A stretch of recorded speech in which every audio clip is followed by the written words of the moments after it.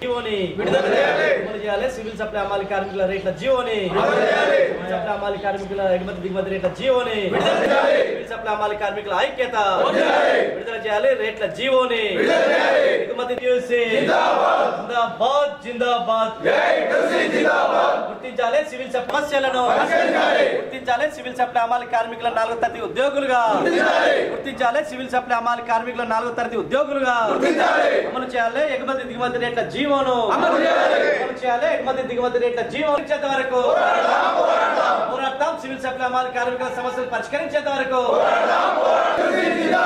Civil supply అమలు కార్మికుల ఐక్యత సివిల్ సప్లై అమలు కార్మికుల ఐక్యత గుర్తించాలి. సివిల్ సప్లై అమలు కార్మికుల 4వ తరగతి ఉద్యోగులుగా గుర్తించాలి.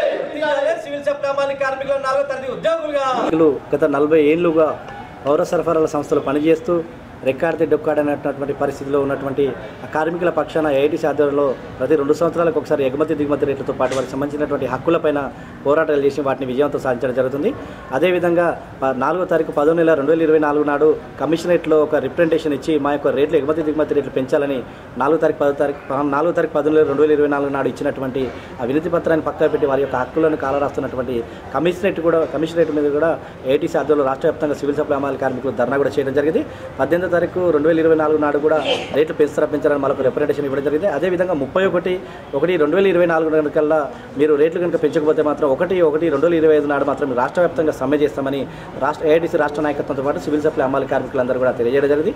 ముఖ్యంగా ప్రతి 2 సంవత్సరాలకు ఒకసారి సివిల్ సప్లై అమలుకు సంబంధించినటువంటి ఎగుమతి దిగుమతి రేట్లు పెంచకపోవడం అది బాధాకరం. ఎందుకంటే రోజుగా నిత్యావసర సరుకుల ధరలు ఆకాశాన్ని అంటున్న తరుణంలో ఇవాళ సివిల్ సప్లై అమలు కార్మికులకు వచ్చినటువంటి చిన్న చితక సంబంధించినటువంటి కూలీ డబ్బులతోటి కొట్టగా ఇల్లు గడవని పరిస్థితి.